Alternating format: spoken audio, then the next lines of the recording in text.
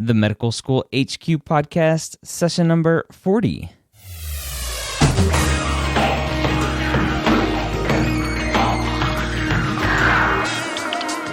Welcome back to the Medical School HQ podcast, the place to learn how to excel as a pre-med student, learn what it takes to survive medical school, and turn your dream of becoming a physician into reality. We're bringing you the most unbiased, honest, and accurate information available online today. My name is Ryan Gray, and I'm excited to host another great podcast for you today. And today we have a good one for you. This is the first time that I've really talked about MD, PhD programs. Now, MD, PhD programs we call dual degree programs, and there are many different kind of dual degree programs. And if you're a pre-med out there starting your journey and you're interested in maybe business and you like the business side of things, but you know you want to be a doctor, you can get an MD, MBA dual degree. You can get an MD, PhD dual degree. You can get an MD, MPH, or Masters of Public Health dual degree. There are tons of dual degree programs out there, and they do have dual degrees for DO schools as well, so I don't want to leave those guys out. Today I brought on somebody that I follow on Twitter. Her name is Hanna. She goes by the Twitter handle MDPhD2B. And I invited Hanna on today to talk about her path into the MD PhD program. She's just starting her first year, and we talk a lot about what it was like and her path, and she has a very different path that is very interesting. She didn't know she was pre-med until very late in the game, and she shares a great story.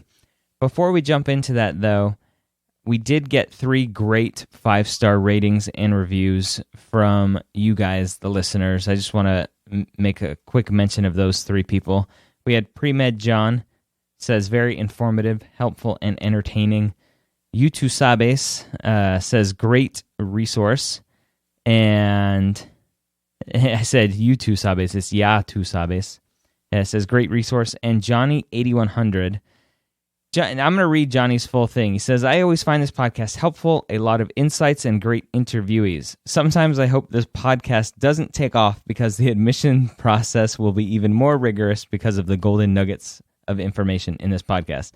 Now, that's a great review, but it kind of goes against what I hope I'm teaching all of you, is that if you truly deserve to get into medical school, you will get into medical school. Have good grades, have a good MCAT score, great extracurriculars, and prepare yourself for the whole process, and you'll be okay. There are plenty of people that are applying that make those numbers look intimidating. There's plenty of people out there applying that probably shouldn't be applying yet, and they probably need to bolster their application a little bit more.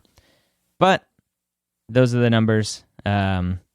Johnny 8100, thank you for a great review, and everybody else. If you have listened to the podcast before, if you are listening for the first time today and afterwards you find what we're talking about useful, we would truly appreciate it if you go on to iTunes.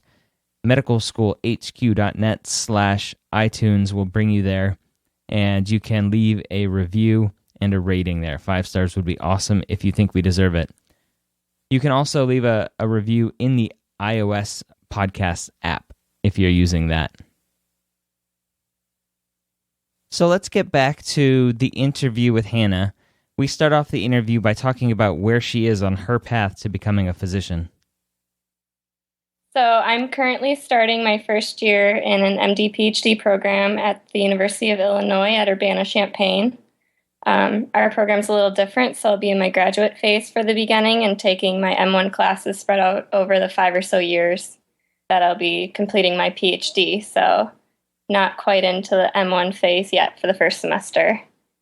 Okay, that's interesting, and I think we'll get into it a little bit more as we go on. But is that typical for MD PhD programs to kind of put off the MD part and do strictly the PhD part, or do you find more of an integrated approach? In your research of MD PhD programs, what did you find? Well, most of the MD PhD programs that I looked at were called the Medical Scientist Training Program, and they're funded through the NIH, and they're a little more regulated so that they do what's called a 2-4-2 structure, in which they do 2 years of medical school, maybe some graduate school or required classes during that, and then they do their PhD work over 4 or so years, then go back and do their last 2 years of medical school. My school is the only program that does it this way, but we're not funded by the NIH, so we can do what we want. That's interesting. I think that's the typical way that I know of dual degree, the MD PhD programs to be, is that 2-4-2 setup. What separates your school from not having that funding? Is that something they chose, or are they a new program that doesn't have the funding yet? It's been there for 35 years or so we're on the older side, I guess, but we don't have the large academic hospital that a lot of the other major programs do. So we kind of call it a virtual medical school because we don't have residents or interns or anything. It's just the medical students at local hospitals. Okay. So a little bit different, and maybe that's why the NIH funding isn't there. NIH likes the big hospitals. Yeah, definitely. Okay. So I want to talk about your path into medicine and your decision to go down the MD PhD program. I think a lot of our listeners that may be interested in looking into the dual degree programs might be able to get some information from your path into it that might help them. So when did you know you wanted to be a doctor? This is kind of a long question because I decided I wanted to be a doctor when I was younger. And then I started volunteering at a hospital and learning more about the reasons why you should go into medicine. And my parents had been a big influence in that decision originally.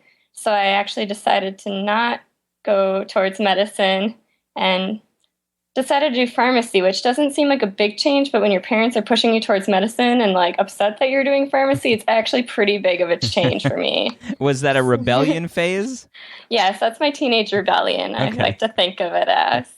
So I went with pharmacy for all of high school, and I got to college and learned more about research and got really excited about research and the possibility of affecting more than just the one-on-one interaction, but actually learning things that could eventually be applied to a wider range of people.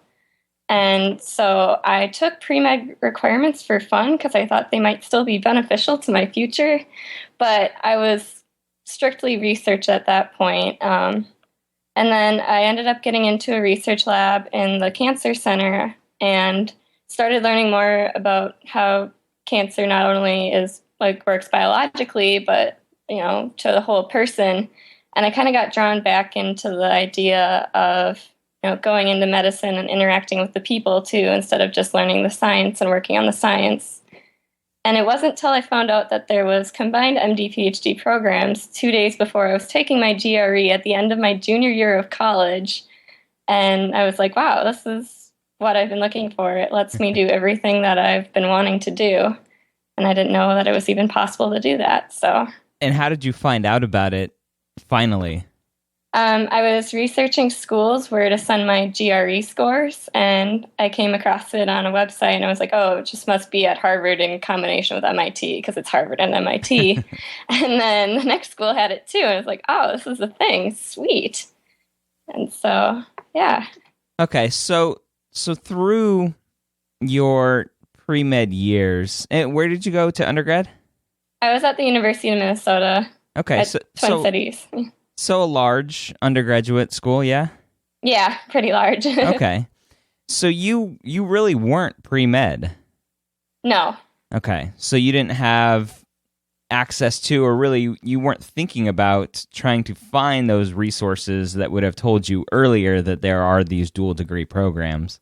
Exactly. Okay. Your plan really was pharmacy school, or were you at that point PhD looking to go into research? After my first semester of college, I was PhD looking into going into research for drug development sort of stuff. Okay. So still incorporating the pharmacy, but doing it from a research aspect. Okay. Very interesting. And then along the way during undergrad, what was giving you kind of that itch that medicine might still be there and you were still interested in it?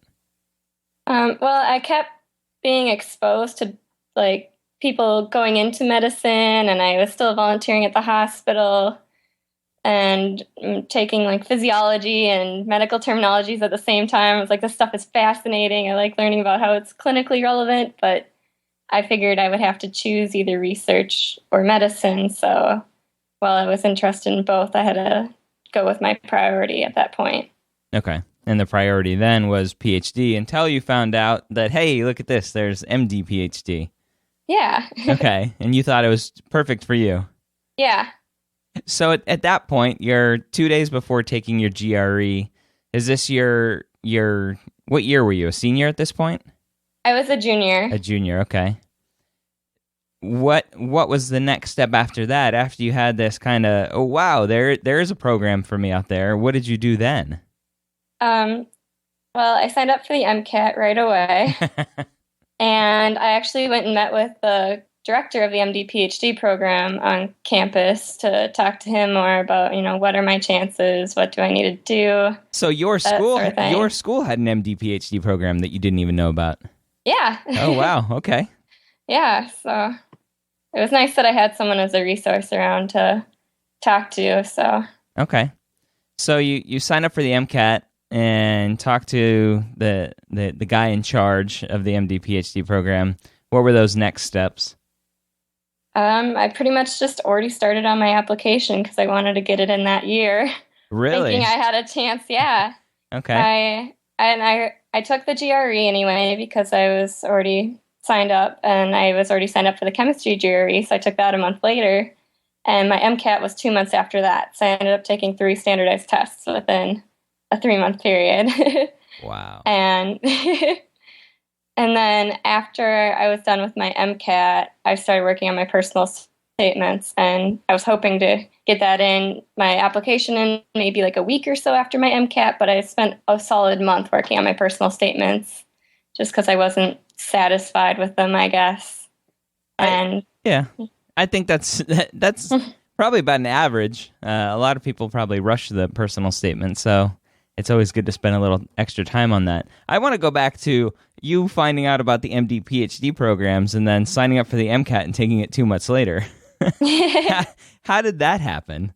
Like, did you even have a clue what the MCAT was like? Know what kind of prep needed to go into it? You just said, "Oh, I need to take the MCAT. It's probably like the GRE. I'll just take it like everything else." I had one friend that I had known about her studying about it, but that's pretty much all I knew about it. So I got a book, the Barron's MCAT book, and just worked on that. And I actually didn't start studying for it until a month before it because I still had finals and all that to worry about. So, yeah, and I just worked on that solidly. I took a week off of working in my lab and read pretty much the whole thing, and then did practice tests or segments of practice tests over and over again until the test date. Wow. Did you ever take a full practice test? No, I never sat down and did them all in a row. I figured I would. Wow. I would remember each question more because what I did is I would mark which ones I got wrong and then go look up why I got them wrong and take notes on why I got them wrong and then repeat the section a few days later to make sure I actually retain that information. Otherwise, I'd look it up again. And by repeating the sections, it helped me learn it too. Yeah, so it's interesting. So I think most people would say take full practice tests, but a lot of students don't do what you did and go over the tests as thoroughly probably as you did to find out why you missed the question. And that's a key thing to know, is that you really need to know why you're missing the question so you don't repeat the same mistake. Yeah. It helps you diagnose what areas you work on more too. Yep, definitely. So how did you do on the MCAT? I got a 35. You Okay, maybe I'll edit that out. So other students out there, 1 month of studying, never taking a full MCAT, and you got a 35. Yes, but I had taken extensive coursework, which I think helps because I went with my chemistry major and then just was like, that class looks like fun, that one looks like fun. So I'd taken a lot more of like the biology and chemistry classes that I think were pretty helpful for it than maybe other people have by that point in undergrad. Yeah, but the MCAT is just so different anyway. And I don't know if you know that I talk about it all the time. A study from 2008 that showed the MCAT is less content and more comprehension and application of what they're asking. So it actually is taking those practice tests and learning how they're asking you questions and learning the format of the MCAT more than knowing the content. But apparently you did just fine.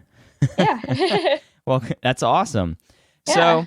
So when did you take the MCAT? Do you remember? It was June 21st. Okay, so super late taking the MCAT. Yep. And you hadn't started working on your application yet, and you said that it took you about a month to do your personal statement. So when did you finally submit your applications? Yeah, it was July 25th that I got it in. Okay, so before what a lot of people say is that kind of no man's land of August of applying. So you got it in before then. That's a amazing kind of time frame. Yeah. Very impressive. Mm-hmm.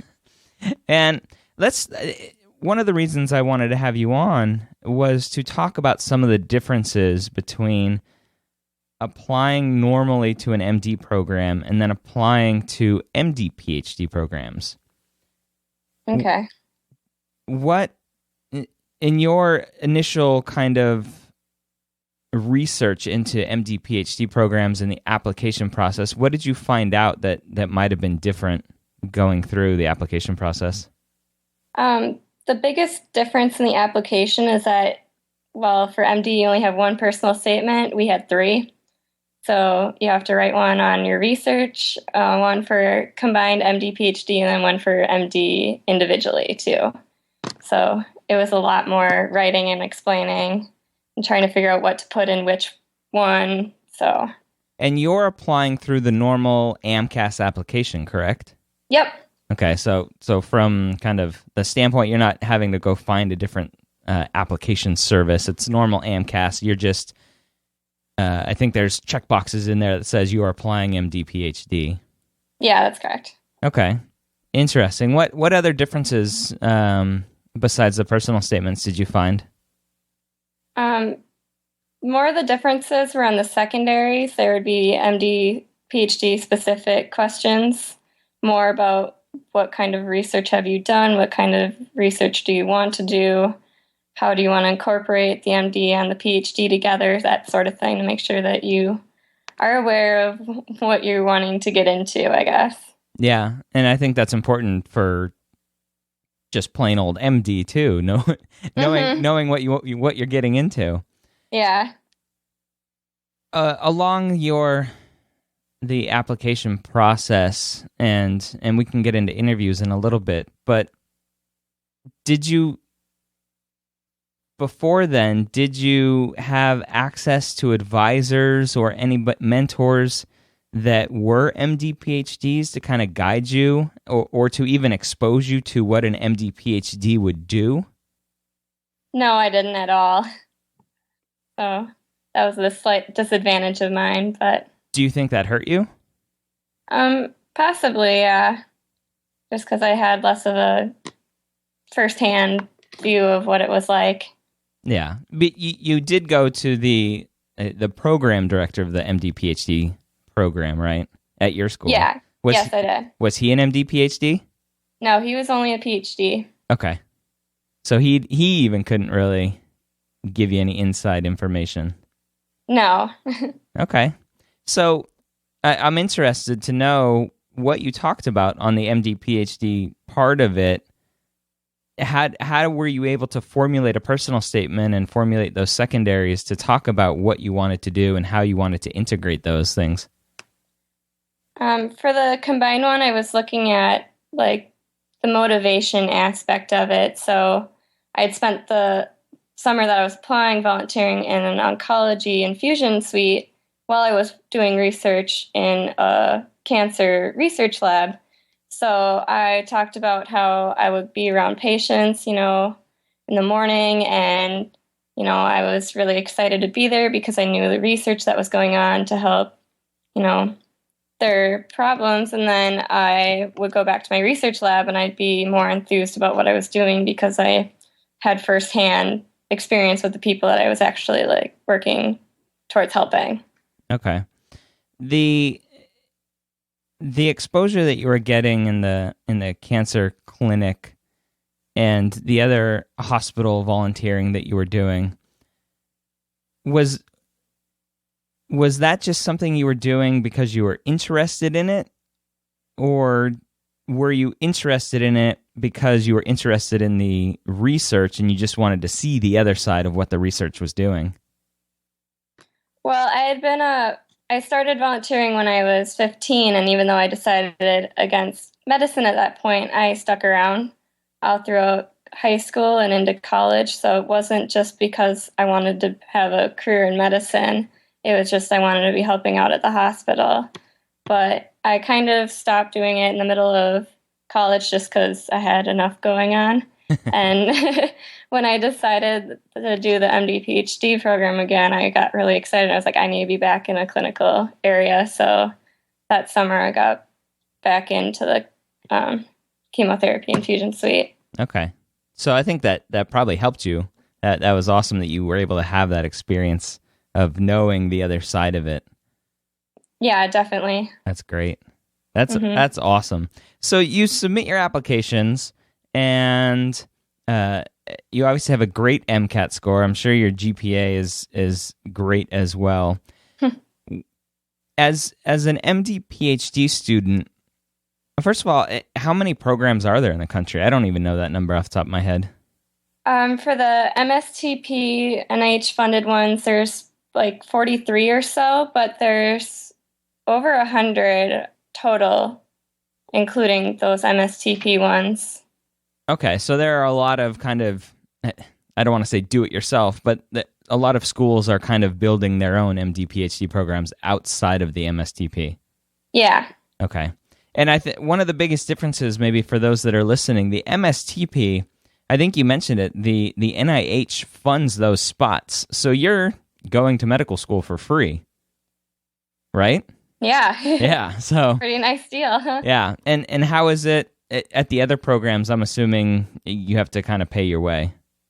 Actually, at mine, I don't. I'm not quite sure about any other ones, but we have managed to get enough funding to cover tuition for med school, and you get a stipend. It's not as much as the graduate school stipend, but it's still something to live off of. I didn't look into any other non-MSTP ones but here, so I'm not quite sure about those. That's awesome. So yeah. free medical school and getting paid during your PhD. I like it. Yep. That's a pretty sweet deal. That is pretty sweet. So, I mean, I don't want to say that things kind of lined up for you pretty well, but that's pretty awesome. You obviously worked hard to deserve all this, but that's pretty sweet. Yeah. What made you choose the schools that you were applying to? What were you looking at in a school? I only did MSTP programs because I knew that they were the best ones to be able to get funding from the NIH. And then I kind of started just picking what area of the country that I wanted to end up. So I like the West Coast and I like the Northern East Coast.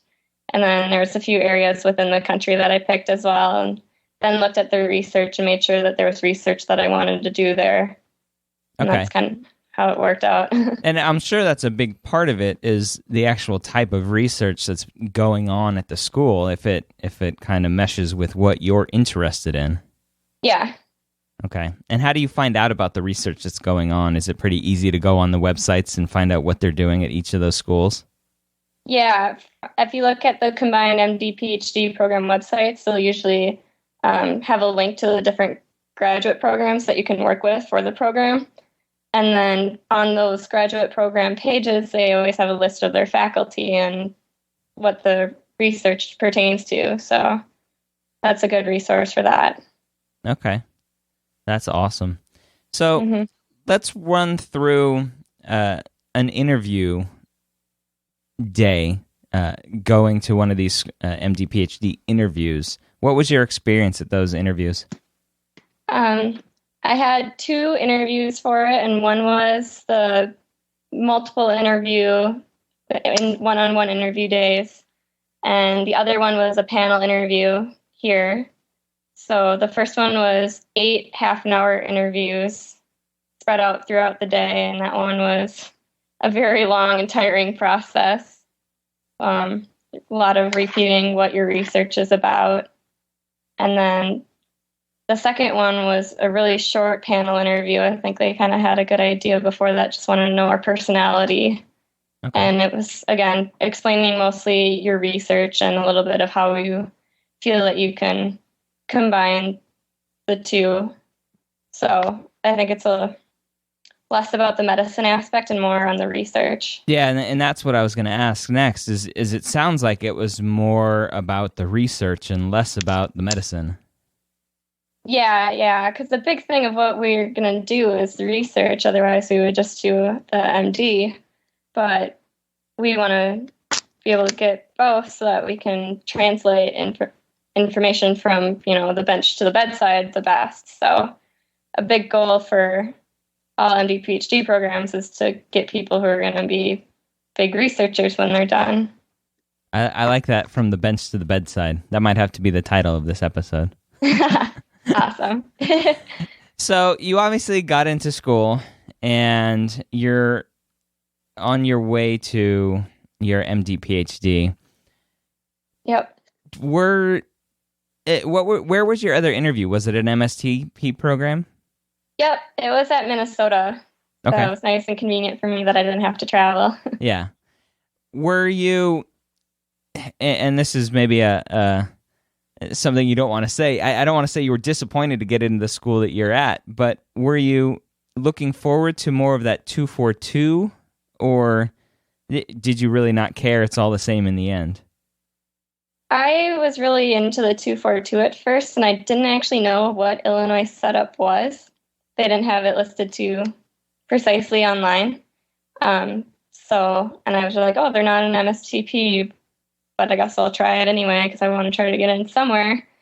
And then it turned out that it fit me a lot better than I feel a 242 would, just because I came from the research side first, then got really into the MD, so I wanted the full graduate school experience and then to do the MD after that. But I'm not restricted by time for my PhD, which the 242 usually does. So I can take on a really hard project that might take me longer than 5 years, but I would be a lot more satisfied with and I'd get more experience with.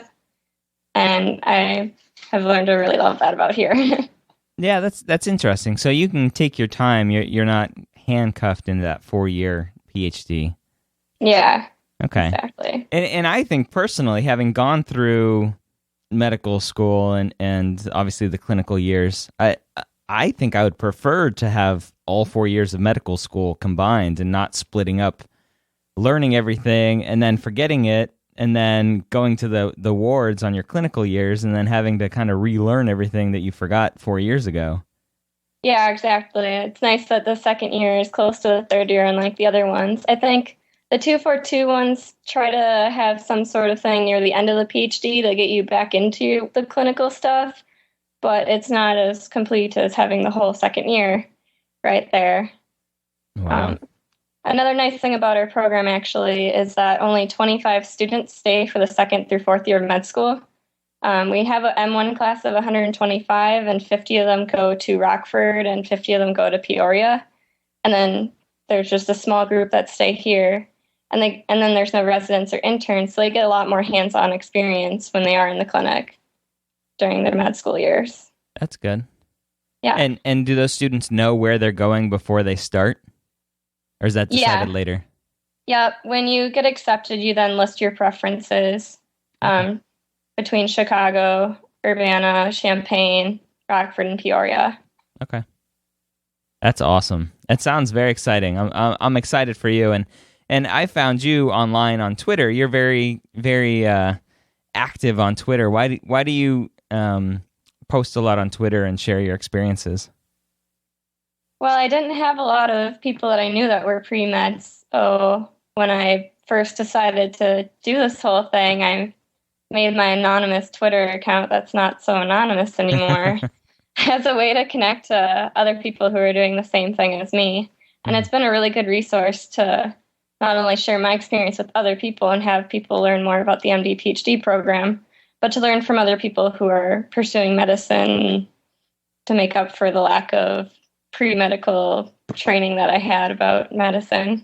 Yeah, and that's awesome. I think a lot of people that use Twitter, and if you're listening and you don't use Twitter, get on Twitter. It's awesome. I never understood it. I signed up very early back in like 2008, 2009 for my personal account, but never used it. I never understood it. And then for the medical school headquarters, I registered an account, and I love it. I learned so much from everybody else on Twitter. It's awesome. It's a really great resource. And I follow like journals and stuff, so I get scientific information as well as just hearing from other people too. Yeah. So your path is very convoluted. The fact that you really weren't pre-med until you signed up for the MCAT. And looking back, for the students that may be in high school right now, or maybe starting off on their journey in undergrad that might be interested in the MD PhD world, what advice would you give them to start off their pre-med path and MD PhD path on the right foot? I'd say get research experience as soon as possible. That'll help you decide right away if it's something that you actually want to do.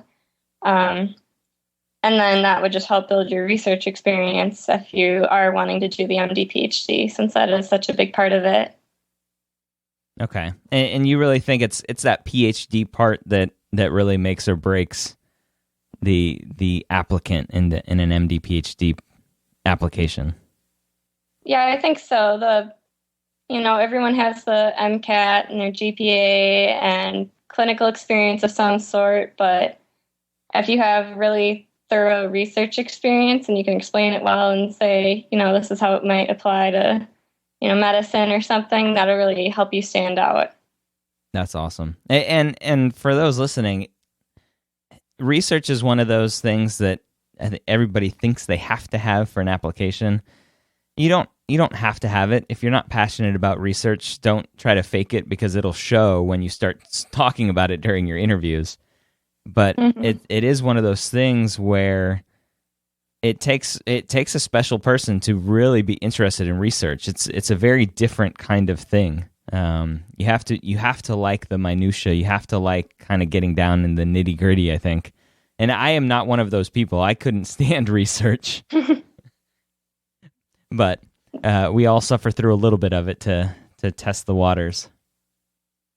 Yep. So, what is your goal in life? Ooh. For my career, I want to be an academic oncologist. I want to lead a lab that's devoted to developing anti-cancer medicines, and maybe hopefully someday get one of those along the lines towards actually becoming a drug. And just work my way through academia in that way and see where it takes me, I guess. Awesome. So you're going to help cure cancer. I hope so. That would be fantastic. All right, folks, that was Hanna. Again, you can find her on Twitter, MDPhD2B. She also blogs.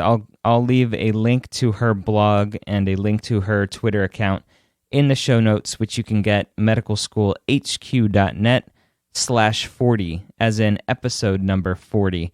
Now, I changed it up a little bit because I always get a little tongue-tied saying session 40, and so I'm gonna change the URL to just medicalschoolhq.net / and then the session number. So today's session is 40. You can find it medicalschoolhq.net /40. I'll go back and change all the other ones as well to go back and reflect the new format moving forward. So I hope you gathered a lot of great information today. I hope you're aware that there are these dual degree programs out there, so you're not caught in a last minute situation like Hanna was. There are tons of opportunities for dual degrees. You just need to go out there and look for them. I mentioned a bunch of them at the beginning of the podcast. There are different types of MD PhD programs, as we talked about with the MSTP program, which is funded through the NIH, and other kind of school-built dual degree programs. So lots of options. You just need to find something that works for you and makes you happy.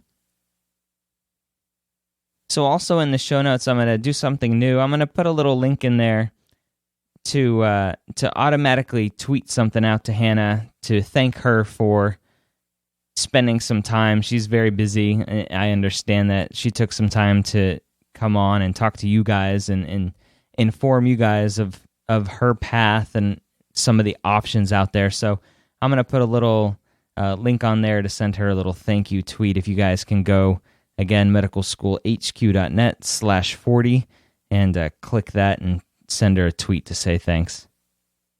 As always, I hope the information provided today will help better guide you on your path to becoming a physician. I hope to see you next time here at the Medical School Headquarters.